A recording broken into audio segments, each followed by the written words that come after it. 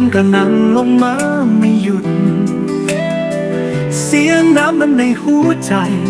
ดังคลื่นท้องเขาถล่มเมืองทุ่งนากลายเป็นทะเลถนนเป็นแม่น้ำสายยาวบ้านเรือนกลืนหายไปท้องฟ้าก็ยังไม่เคยจะสางน้ำหลากปีนี้ช่างหนักหนาใจคนเมืองก็อ่อนล้าในสายลมแต่เราจะยืนไม่ยอมแพ้พายุฝนร่วมมือร่วมใจฝ่าฟันคืนวันให้พ้นไปมองไปเห็นคนช่วยกันสู้ทนกับคลื่นที่ไร้จบถึงแม้ฟ้าจะหม่นหมู่คนยังคงไม่ยอมแพ้เรือเล็กพากันลงไปส่งอาหารและความห่วงใยน้ำใจที่หลั่งรินมาจะคงอยู่ในใจเราตลอดไป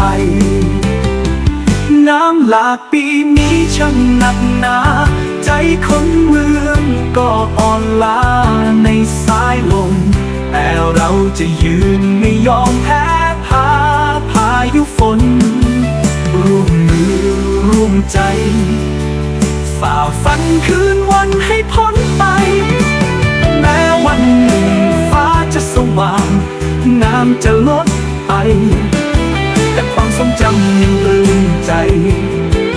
ฝันร้ายคงผ่านไปต้องเดินหน้าต่อไปสร้างเมืองใหม่จากความเสียหายด้วยหัวใจที่แกร่งดังเดิม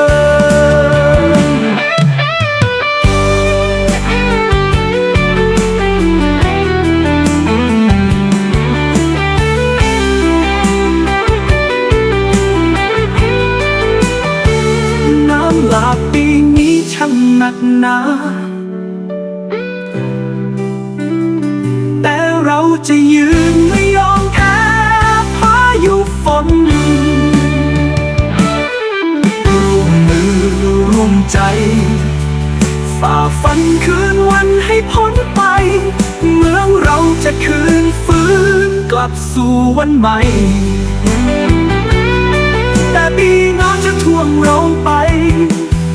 แต่ใจเราไม่จมตามน้ำเพลงนี้สะท้อนถึงความสูญเสียแต่ก็แฝงไปด้วยกำลังใจจากการร่วมมือและความหวังในการฟื้นฟู